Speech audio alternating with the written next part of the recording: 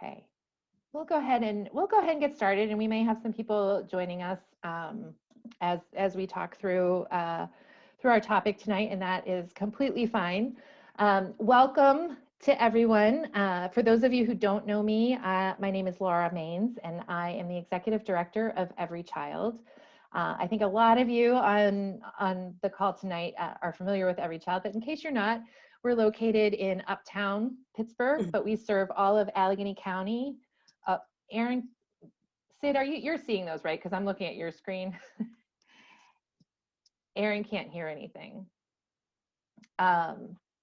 So we are located in Uptown, and we provide foster care, adoption, community-based behavioral health, and family support services throughout the county. We also do some behavioral health services and foster care in Westmoreland and Washington County as well. Welcome to our Parent Up program. This is something that we started right before sort of everything went sideways with COVID. And fortunately, we were able to jump online. So we can't see all of you in person, but we're so grateful that you've joined us.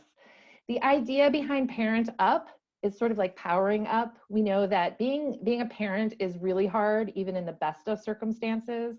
And I would say we're not really in the best of circumstances. And we wanted to create a way to bring the expertise of the people who work at Every Child, but also a number of experts in our region and in our community to offer some wisdom, some support, some ideas, some information that may allow you to parent up your skills. And so we are thrilled tonight to be having a conversation around talking with your teens about race. And to help facilitate that, we are very, very pleased to welcome Barbara Johnson. Barbara is the Senior Director of Race and Gender Equity at the YWCA of Greater Pittsburgh. Before that, she was hired by Susquehanna University to lead their Office of Workforce Diversity and Inclusion and was an integral member of their Human Resources Department. She's developed diverse community partnerships and established a professional development initiative for university employees. And prior to that, spent a lot of time at Carlow University, starting their very first Office of Multicultural Programs. And under her leadership, it grew into their Office of Diversity and Inclusion. So we are thrilled to have Barbara here to teach us how to talk to our teens about race. So with that, Barbara, I'll turn it over to you. Thank you so much. Good evening, everyone, and thank you for joining us this evening. So happy to have such a nice group of people, and I am thankful for the team at Every Child as well for inviting me to represent the YWCA and our racial justice work. Today, as a parent of two now young adult sons, it is my honor to be part of this Parent Up series. When I worked part-time at the Mentoring Partnership here in Pittsburgh, I was a trainer of mentors. We would always talk about the importance of every child, every person having a caring adult in their lives. Parents, relatives, mentors, teachers, and community leaders all become part of a young person's circle of care. Today, I'm here representing my personal life as a mother and my professional life as a racial justice educator. And I will let you know that I have prepared notes because I want to make sure I cover all the things that I want to talk about. And also I have watched myself speak on occasion, and I need to get in better practice so I don't say so much. So notes help me a lot with that. It is the intersection of my two identities as mother and racial justice educator that I form my remarks for you today in this talk entitled, Talking with Teens About Race. I hope to share some stories and some personal reflections that come out of my life experiences and family circles. So I'm going to start off with another story. I was talking with a colleague one day and learned that she, a white woman, had mixed race children in her family. She went on to say that they, meaning everybody in her family, treat everyone the same and they do not see color. I knew that her intentions were good. in saying that. And I also knew how important it was for me to interrupt the message. When I look into the mirror, I see a brown woman. It is part of my social identity. To say that you do not see race or color minimizes my identity.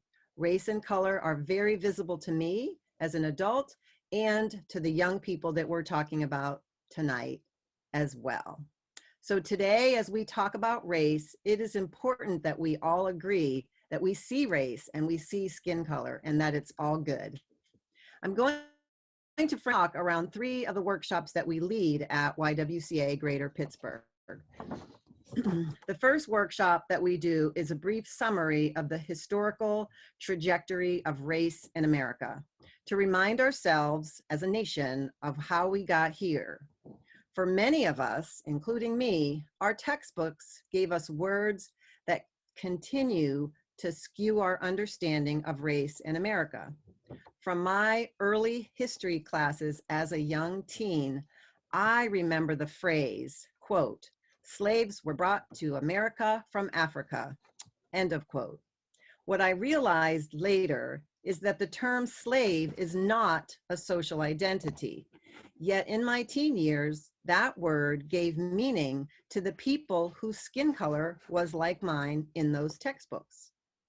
Today, I understand those words differently, which is, quote, "Humans were kidnapped, trafficked, and forced into the system of slavery," end of quote.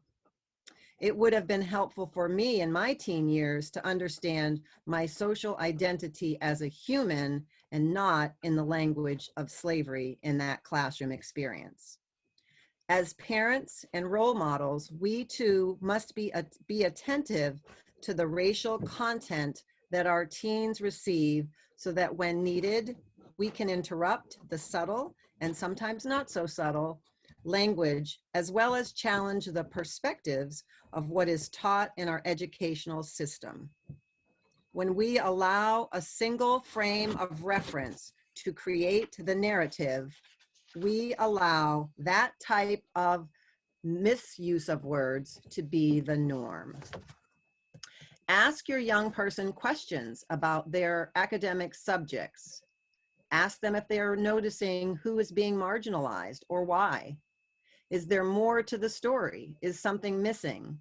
Encourage them to never accept the status quo and think out of the box.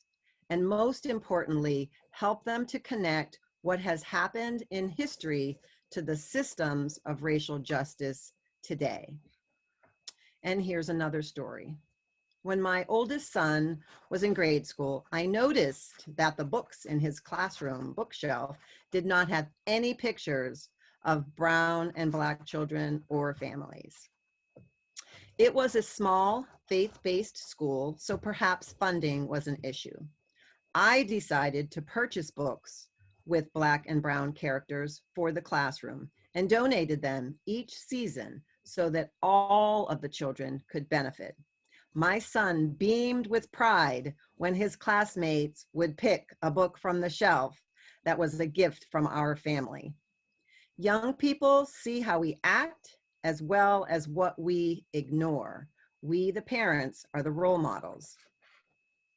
So think about some ways that we model racial justice lifestyles to our young people. Have we learned another language? Do we have a racially mixed circle of neighbors or friends? Do we engage in diverse social media? Do we attend cultural events? It's important to know that we can't talk about race to our teens if we do not have a context or a content ourselves. At YWCA Greater Pittsburgh, another workshop that we do is called the cycle of socialization.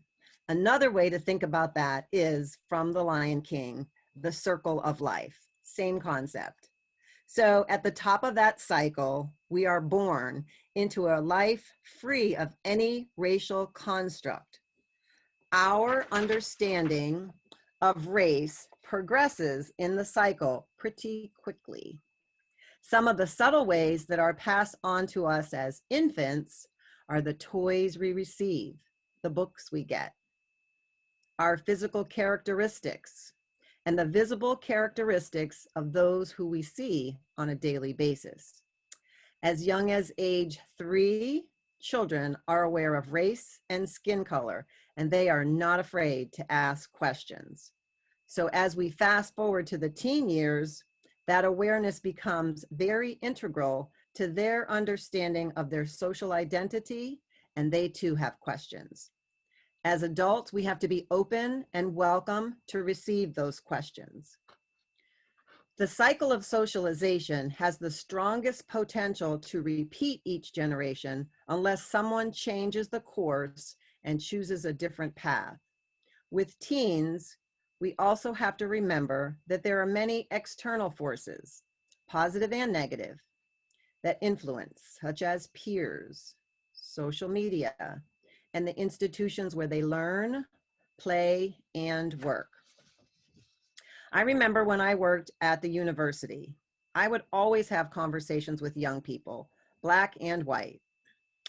Some of the white students would tell me that they would not invite their Black or brown friends home because their parents or another relative had often made racist remarks in the home. Some chose to break out of the cycle of socialization and keep those interracial friendships, risking the love of a family member.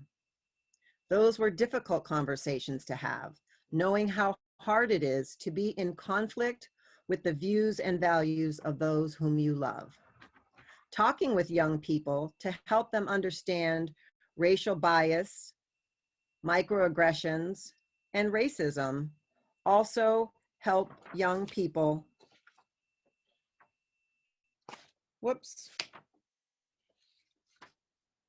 hold that thought, also help young people to make sure they understand unearned privilege and exert their power. Racism is unearned privilege, which allows a person to exert their power over another person.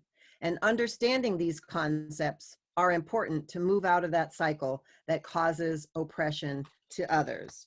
And I want to just make sure I give you the definition also of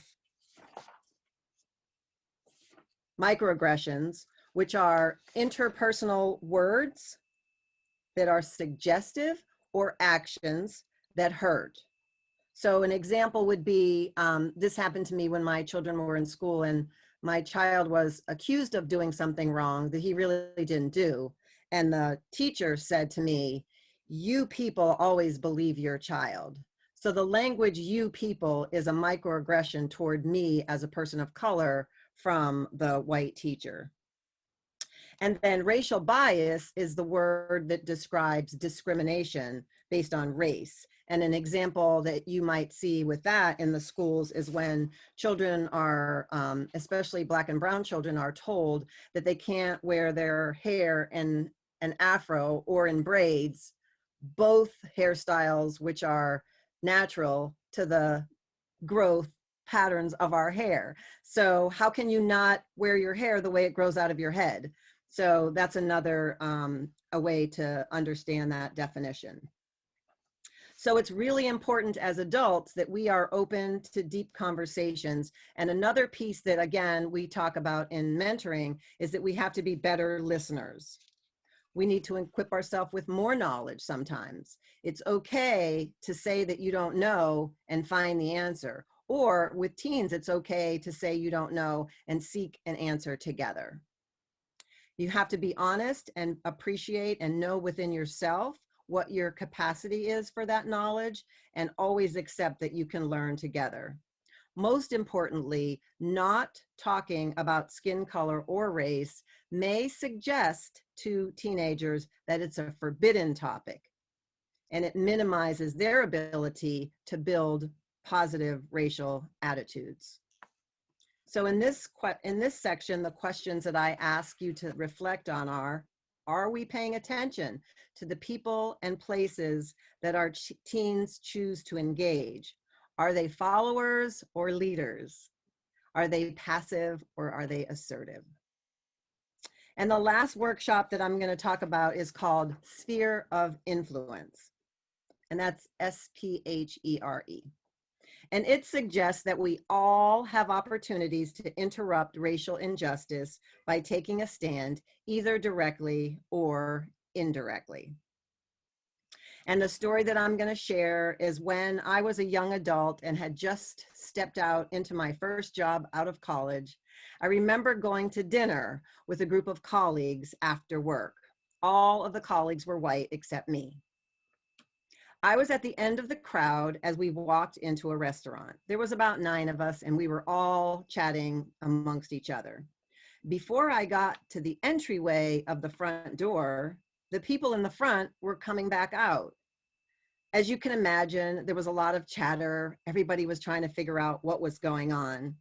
And my colleague who was at the front of the line, her name was Colleen, she said with authority, "We are not eating in there." And then we all proceeded to choose another restaurant nearby. And later, Colleen shared with me in private that she had heard one person in the restaurant use the N-word. And that was why she made the decision. That was an example of using her influence to directly interrupt what could have been a very hurtful moment for me. That's the example of the kind of behavior that we as adults have to model for our young people. They need to witness our being intentional about how we learn about racial injustice, as well as how we take action when the opportunity presents itself. Young people do not need to see us passively letting racial justice be someone else's responsibility. Our words and our actions will help them to find their voice and see where their actions can make a difference. Before I get to open it up for questions, I want to share some resources with you, and I will also send these out to each child so that they'll have them to share with you. For parents, there's 2 books that I strongly recommend you read. One of them is called "Why Are All the Black Kids Sitting Together in the Cafeteria and Other Conversations About Race," the long title. It's by Dr. Beverly Daniel Tatum. It's a very old book, but it continues to be used in racial justice studies. And then the second book is fairly new. It's called "Push Out: The Criminalization of Black Girls in Schools" by Monique Morris. The reason that I suggest that book is because there's a lot of new research that shows how frequently Black and brown girls are targeted in schools as young as age 5 for behavioral issues that their white children colleagues are not being targeted. And so what's happening to Black girls is that prison to pipeline situation that we talked about years ago with boys is now moved into brown and Black girls. So it's a very good study on that. And I think, you know, as parents, it's important for all of us to know what's happening in our schools, whether it's our children that are being criminalized or our children's friends. There are 2 great websites that have lots of good information for parents. One of them is tolerance.org. It comes out of the Southern Poverty Law Center, and they have resources for teachers and parents and children. And the other one is the Anti-Defamation League, also has great resources. For teens, the 2 books that I would recommend are "The Parker Inheritance" by Varian Johnson. And that's a story about the World War II money that was given to vets who came back from the war to purchase homes for their families. And that 95-point-something% of that money went to white families, not Black and brown families. And so it really talks about the trajectory of generational wealth. And so this is a book for teenagers that kind of hints at some of that, but it tells the story from a teenager's perspective. And then the other one, I think there's a movie out on this one, "The Hate You Give" by Angie Thomas. Another good look at how teenagers understand race. And then for adults and teens together, there's a great video that has been put together by a girl. Her name is Kiri Davis, and she was 16 at the time that she put this together. But basically what she did, she's African American, and she interviewed other girls her age and, you know, asked them about what it's like to be a girl. And it's a great video that gives you really firsthand look at what young girls are feeling, both in their home communities and their schools. And then the second one is Silent Beats. It's a silent movie, a silent film. It's very short. A Girl Like Me is probably 8 or 12 minutes long. Silent Beats also under 20 minutes. It was a college student project by a young man named John Chu, and he did this video in silent. It's silent. Well, I shouldn't say it's silent because there's beats in it, but there's no talking. I forget the word for that. Anyway, there's a word for it in a movie. Dialogue. There's no dialogue. Also a great movie, great film. How I've used silent beats is I have done it two ways, where you watch the short film from the beginning to the end. There's lots of amazing opportunities for conversation about the things that happen in the film, what you're thinking is happening and what really is happening, because it's silent, so you don't really know. And then the conclusion. And then also I have used it as a training tool where I show it halfway through and then stop it and then have people write the end of the story. And then we see the end, and then it's a great opportunity. I have done it in the college community where they have an opportunity to talk about, like, why did you think that was going to happen based on what preceded it. So another great film. But I think, you know, we have to start taking an advantage of the tools that are out there, and we can't assume that our schools are doing everything that we need them to do. Surely during this COVID time, we have come to that realization real fast. So thank you for allowing me to share some of my insights. And again, I come to you as a parent and an educator, not a researcher or a sociologist or psychologist who has done deep studies in this. So I am happy to share as much as I can. So please share some questions. Thank you so much, Barbara.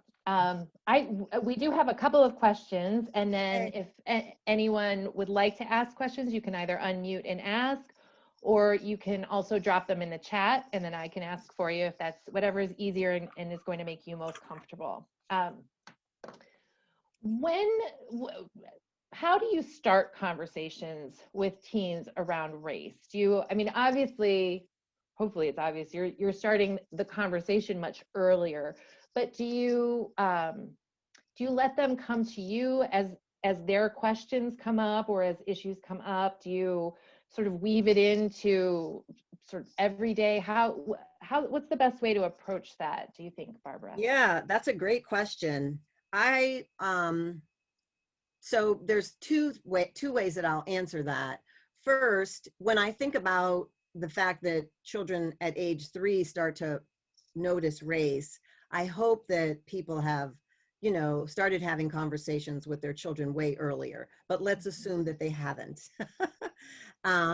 There are definitely life opportunities that present themselves for easy opportunities to see what's happening in our society, in our neighborhoods, the big picture world, the next state over, different life situations that happen, whether they be, you know, sad or happy, present opportunities to talk about race. I had a friend who said that she had some great conversations with her daughter, who is a person of color, because they were talking about Kamala Harris's move into the vice presidency. And so that was a very perfect opportunity to talk about race, what it means, what it feels like to have a role model. And, you know, you can engage in your young person with things that asking open-ended questions to get them to talk, as opposed to, you know, we adults have a tendency to talk a lot, and we have to really think about how we can listen. And one way to do that is to ask open-ended questions and really allow that young person to talk. So that was a positive experience. Obviously, when hate crimes and violence occur in our nation, nobody wants to talk about it, right? It's a very uncomfortable situation. And so for that kind of a situation, I know for me, one of the things that would be helpful for me is to learn more about the situation. We have to assume that all of the media that we consume individually is not the full story. And so I may be, solely focused on CNN and I'm getting CNN's perspective on it. Or, whatever newspaper I read, I'm getting that perspective. So it is important to gather as much information as you can to start to address the concerns that you might be thinking about, but also creating some lead-ins for your young person to talk about that. One other way to do that would be to, again, talk to your young person about any historical connection that they might see to what's happening now. So maybe they might talk about the civil rights movement, or maybe they might talk about the Jim Crow laws. So there might be some things that they've already learned in history that didn't make sense when they learned them, but now we have a lived opportunity for you to help them to make those connections. And I also want to say, talking about race is not comfortable when you're not a person of color. It's also not comfortable when you are a person of color. I train with a colleague who's white, and she talks about it all the time, how uncomfortable it is. But because I'm brown and because I have two sons, race is part of my life every hour, every minute. And some of it's good and some of it's negative. And so for me, my message would be to all of my white brothers and sisters out there to think about how frequently you can add that into your life and add that into the life of the people that you love, because it's only collectively that we're ever going to move the needle on racial justice in our society. And, based on the things that have happened in the past few years around racial injustice, it's clear that we have a long way to go, and we may have made some progress, but we've taken some steps back, and it's going to take everybody. And so any opportunity that you have to talk about something that's related to what's happening, any opportunity that you have to create an opening yourself, or if they ask you questions, sometimes it's helpful to know why they're asking you that question. So I'll never forget, I was talking to a mentor, and he said, my young person wanted to know how much money I made. And so he was uncomfortable with the question. Totally get that. So I said to him, well, that would have been a perfect opportunity for you to ask another question, to find out what it was that they really wanted to know. Sometimes teenagers, beat around the bush. That's not what they really want to know, but they're afraid to ask you what they really want to know. So, when we talked about it, he was mentoring a 12-year-old. I said, if you said you made $98,000 a year, do you think that she would have any clue as to what that meant? It would just be a lot of money. You could probably say 400, and she would think that was a lot of money. So you have to get deeper into what she's thinking about.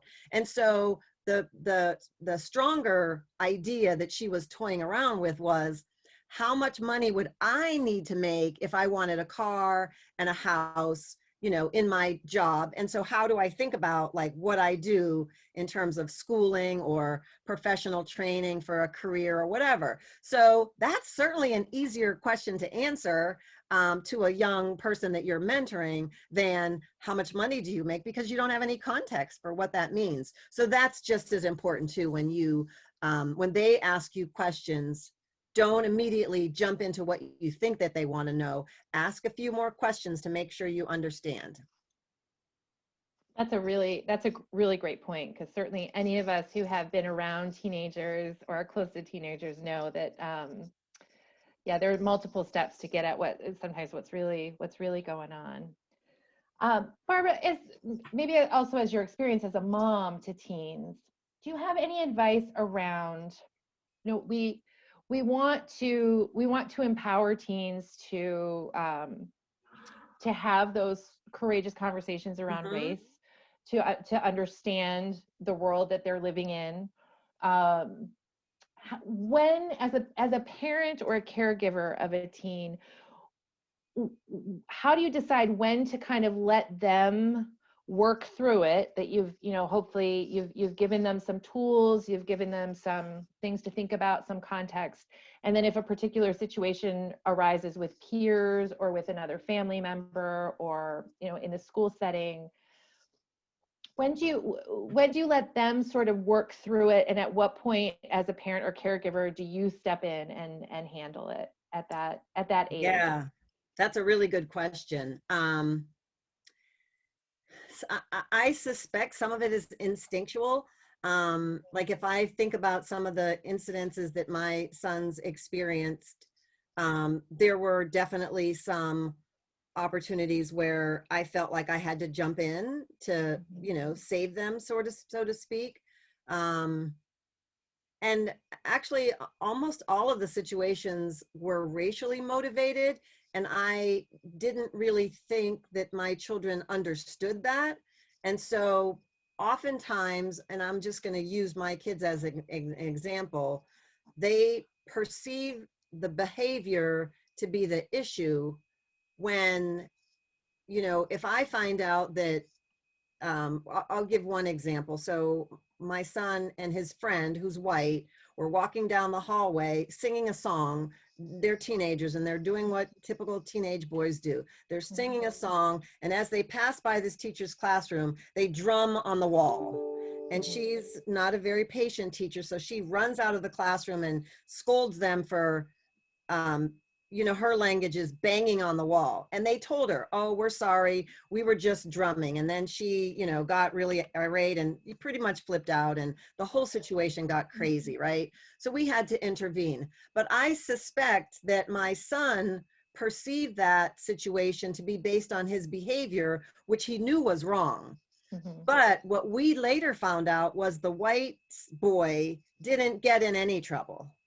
Mhm. So that was a moment for us to, I mean, I intervened anyway because they were going to kick him out of school. And I'm like, are you kidding me? Oh my goodness. Oh wow. Yeah. Yeah. So, there are oftentimes, my experience has been, there have been oftentimes situations where um, believing your child is important. Mhm. Yep. And, that son, he was the truth teller. He would never lie. There's not been one incident in his entire growing up years where he lied. He always told the truth to his benefit, to his detriment. Like he would tell the truth and get in trouble, but he, for some reason, believed in telling the truth. So there were often times with him that we had to intervene because it seemed like there was something else going on related to race, not related to what he did. So I say that with a little bit of caution because I do think it's important for parents to be aware of the situation and not jump to the conclusion that because adults told you this happened, it must be true. Yeah. um, so that's important. But in terms of, if it's something with another child and your child is not being hurt, and they communicate to you that they think they can handle it, my suggestion would be to, always loop back around to ask how it went, and get a sense, and you'll know because you know your child, like how they look. Are they shaking when they tell you? Do they look away? Are they feeling confident? They're telling you this is what I did and this is how it worked out, to see if they still need any additional support. um, Sometimes they'll say no, and that's hard to swallow. Mhm. um, there was a situation with my son, and my kids are in their 20s, and so I can't reveal a whole lot because we're in Pittsburgh and I don't want to be telling their stories without their permission. But there was a situation that happened where my older son, so my younger son said something not bad, but to a teacher that would have transferred the same information to my older son, and my older son didn't want to talk about it in his classroom, but my younger son was like, yeah, let's talk about it. So we had to honor our older son and make sure that that situation was kept to our younger son's classroom. And so that was a situation where we asked my older son, and I knew based on his age and how he told us that he was pretty clear. I don't want you to step in. I don't want anything more to happen. And we're like, okay. And so there were times that we had to let things go. But yeah, teenagers often do need to work through things, especially if it's with their peers. And, there's a lot of peer pressure. And so we don't want our kids to think that there's an expectation that we will, handle all their stuff. But you have to pay attention to your child. And, if they start to seem like they're, not doing the things that they did before that they loved, or, if this situation has created a setback in how they're growing and developing, then yeah, you have to think about how you intervene. But, racial things are hard to work through, either if they're the receiver of the racism or a witness to racism. If some young person is a witness to racial injustice and they say, I just knew it was wrong because Johnny didn't get punished either at all, and her son did. That's an opportunity again for you to talk things through with your child, not so much to handle that situation that they're not directly connected to, but talk to them about why they think that, and what would they do, and how could the situation be better, and if they could intervene, what would they do?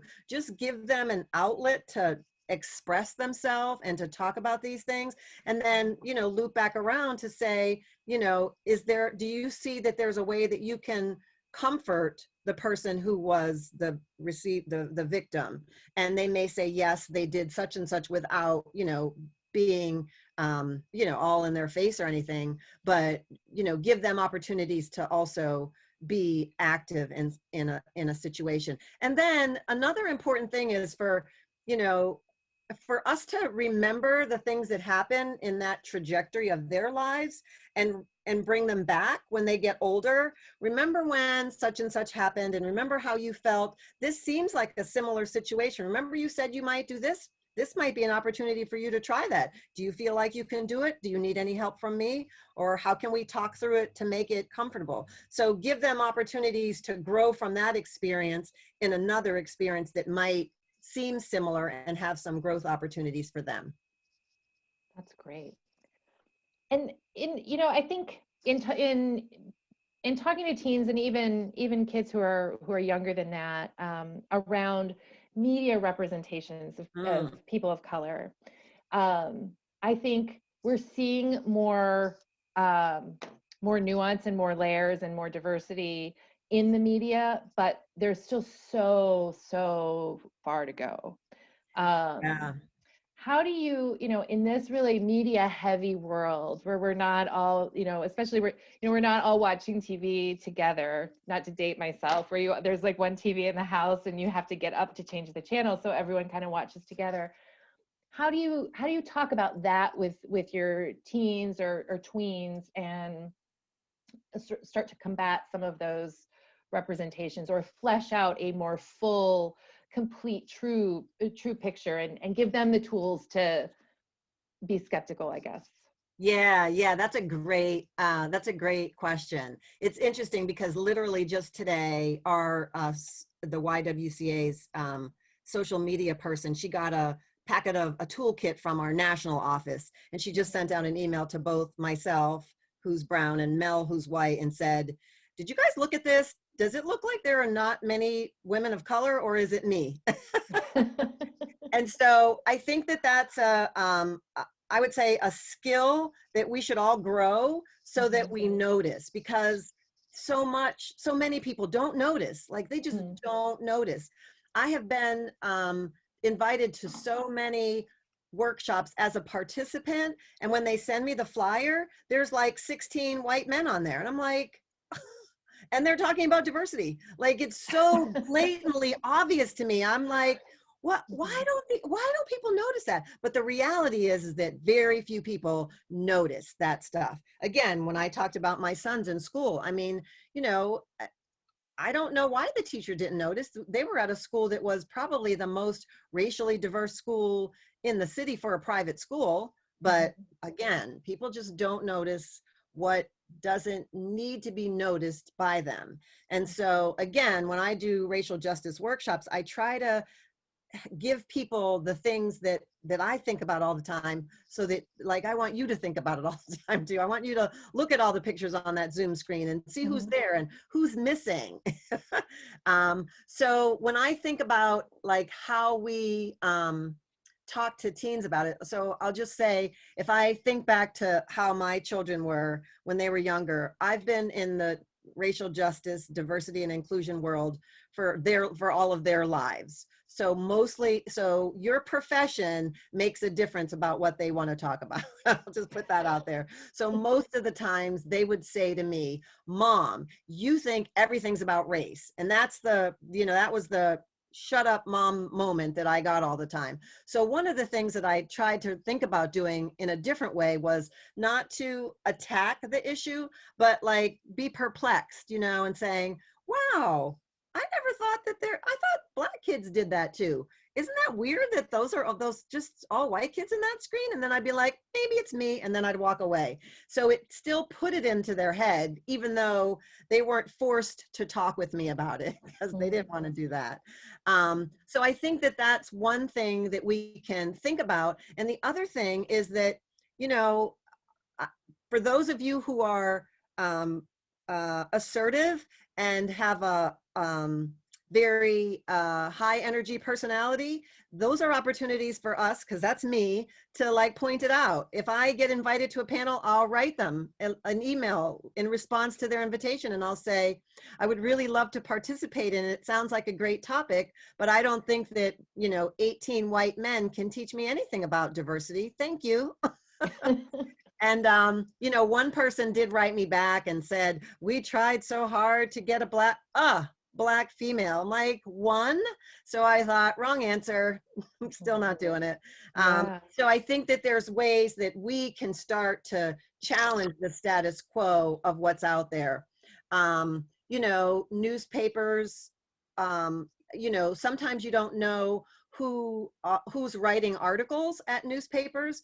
And so I had a good conversation with someone from one of the small local newspapers to find out like who the authors were of that newspaper. And that person also told me another newspaper has a very diverse writing team too. And so that's important to know, that people are coming into the sharing news with you from a different perspective. The media thing is really quite interesting. Many people who are in the media might be writing or sharing information about a situation, and maybe they've never been to that neighborhood, or they went to the neighborhood and they only saw one thing, and so they're highlighting that one thing, and the people are like, that's the only one bad thing that happened in our neighborhood. They've never written about any of the 7,000 good things, and now we look bad as a neighborhood. And so the media has the potential to really shift the narrative in a way that comes from their perspective, unless they also take the initiative to go out and explore and not only be in a neighborhood, but really immerse themselves in to that neighborhood, to really know the community. And you know, I've been fortunate because of my work to have met some journalists who, you know, get that, and they really try to do that, while there are also many who don't. But yeah, we also have to think about, you know, what our children are consuming and how slanted it might be making their perspective. And not so much that they chose that, but to even be able to talk about that. I'll give you an example. My husband was, I do watch CNN a lot, and my husband was watching Fox. And I went downstairs. much like you, Laura, there's way too many TVs in this house. Now, I went downstairs to his TV Yeah. as opposed to my TV or my mother's Right. TV. And my sons they don't live with us anymore. So I went downstairs and I saw Fox on, and he was like totally engaged, and it was just horrific what they were saying. And I said, "What are you doing?" And he was like, "What do you mean?" And I said, "Why are you watching this?" And he said, "I watch Fox all the time because I think it's important to know what both sides are thinking." And I said, "Oh, I never thought about it." So sometimes it's just a matter of speaking words that someone will think, "Oh, I never thought about that." And so just to keep that awareness that I am focused on a one-sided view, and to get the other-sided view helps me to have an unbiased opinion when I start to talk about things. And, you know, again, we've been through so many years of fake news. It's even more important for young people to explore all of the different kinds of media that's out there. So when you think of, you know, a big, you know, city mass-produced newspaper versus a small local publication, you know, when you think about all the Associated Press articles versus coverage by your neighbor who's, you know, doing coverage. And I think there's a couple of media publications in the Pittsburgh area that are written by youth, run by youth, led by youth. I know I have one magazine, iGeneration. Have you heard of that? Okay. No, I haven't. Yeah. Wow. iGeneration is a magazine. It's quite well done, but it's all articles in there are by young people. Wow. And then I feel like there was a radio station in Hazelwood, maybe, Okay. that was focused on youth, but I can't remember the end of that story. One of my journalist friends had been working with them, so that's how I heard about it. But, you know, again, so comparing the difference between the two, and even just reading articles to compare it. So not to say that you want to choose one, but like, what's the flavor of this article versus the flavor of this article told by, you know, a local person, and, you know, what are the nuances that they bring in terms of the things that they notice about the neighborhood and the communities and the people. So that's really important. And then with, you know, social media, I actually had a friend who said, and I like, she wasn't a friend, she was like a colleague, but we were at a meeting together, and she said something like, "Yeah, I get all my news from Facebook." And I was like, Oh no. and then, you know, they were talking about a whole bunch of stuff. So it was kind of like, did she say that to just joke, or maybe she really does? I was like, so crazy stuff like that is, you know, you have to consider. So in terms of, you know, adults talking to teenagers, I think that, you know, asking leading questions that get them to think more critically about why they choose that to watch, or why they choose that to listen to, or, you know, if you find out something really, really cool that you think, you know, all the teens are all over this, then share that with them, because giving them new options for them to think about. Like if I had if my sons were at home, I would have immediately like shared this iGeneration magazine with them. One of my sons liked to draw. I said, "Oh, maybe you could get your art in there." And the other one liked to like write about experiments that write about what do you call it when when you develop a product yourself? Inventions. Oh He yeah. actually had an invention book. He was trying to like, when he was younger, he would write That's down all these amazing. ideas that he had. Now, most of them were focused around, you know, cartoons and, you know, action figures and all of those people. So it was always tools to help the cartoon people do better.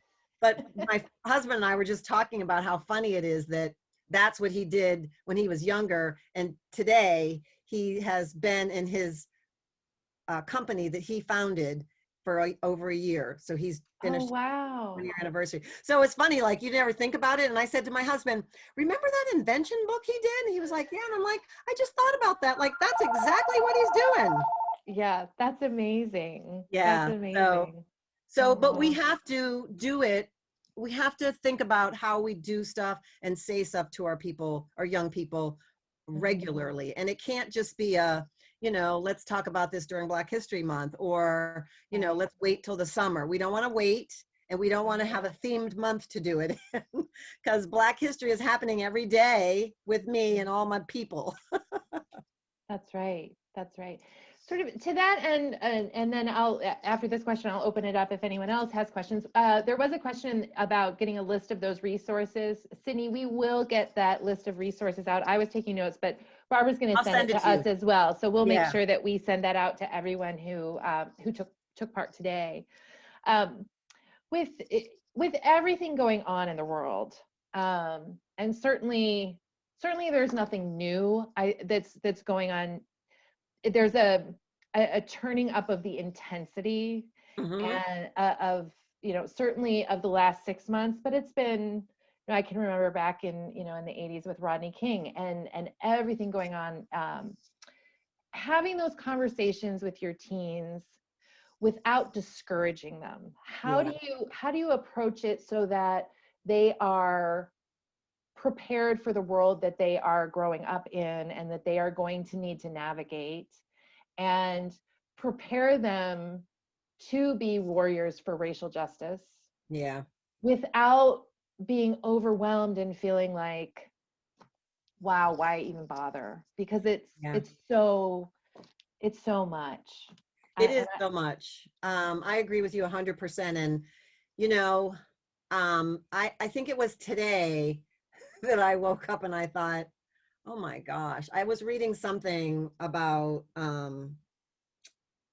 I don't even, it was something about the whole QAnon and white supremacists and what the next step is. And it just felt like way too much. Like I just Mhm. thought, it felt hopeless. Honestly, it just felt hopeless. And then I thought, why am I doing this? Why am I in the work that I'm in? Will anything ever change? But then, I'm older. And so for me, all I can do is think that there is a young generation of people who are passionate about their advocacy and they're very intentional about what justice means. And the other thing that I'm noticing too is young people are not just jumping in without getting the guidance of those allies and advocates who came before them. And so I have seen young people who want to be the, shaker uppers of things, getting guidance from older people who have been in the, activism world for a long time and really wanting to learn the ropes, so to speak, and to make sure that they're, doing it in a way that's going to make an impact and going to make change.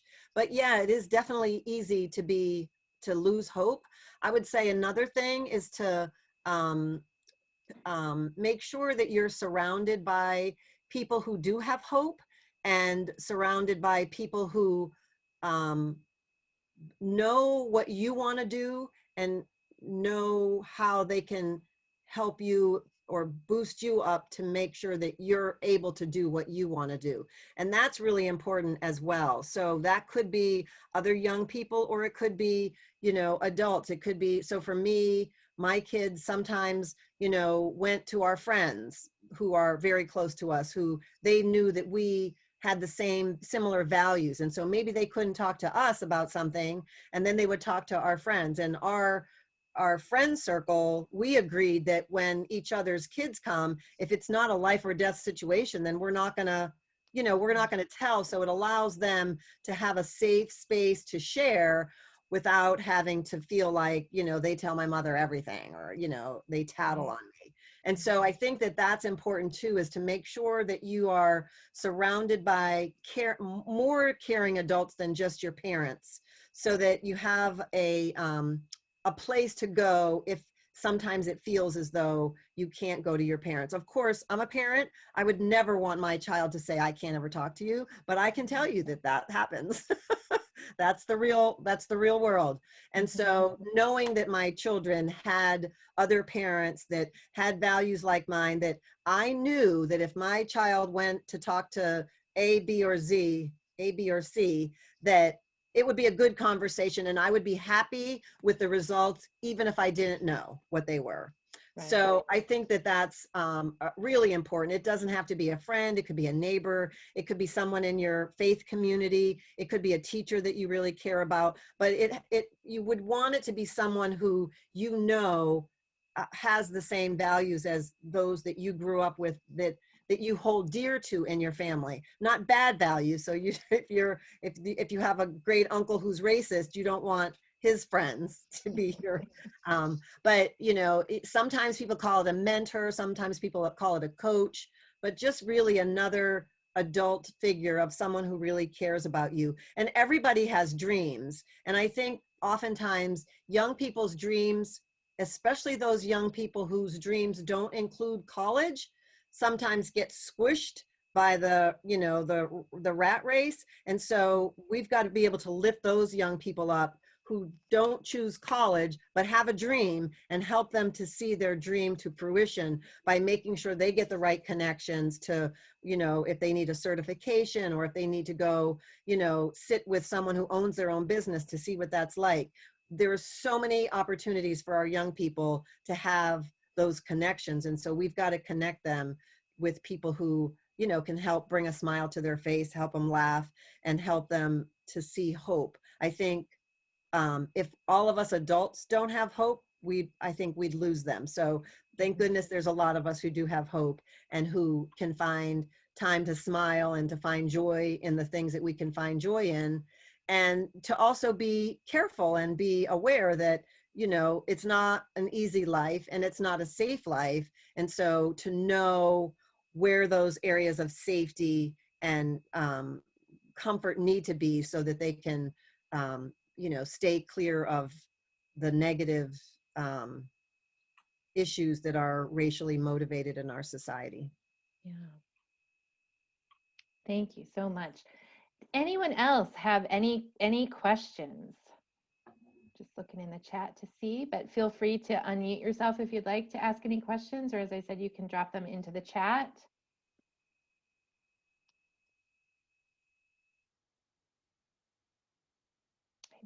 I don't see any. Well, I'm just going to take another minute. So if you do think of anything, you can drop it in there.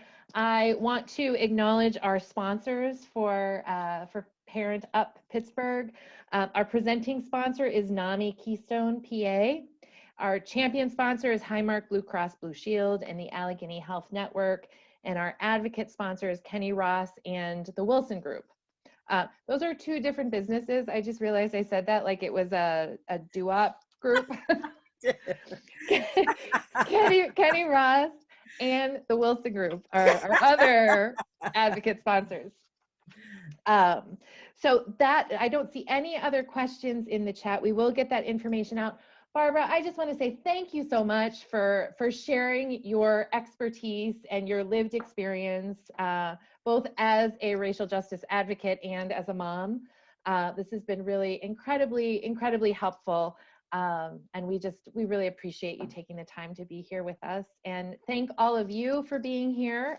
Hopefully it was very helpful, very informative. We'll get that list out. Keep in mind our next Parent Up will be April 5th. We will be sending out information through all the normal channels, but the topic is going to be teens and tech. So if you have teens in your life, whether they're your kids, your foster kiddos, anyone who you care about who's in that age group, and it seems like it's getting younger and younger. I know my nephews were very little when they were showing me how to use my phone. So so please consider joining us on April 5th to learn more about that.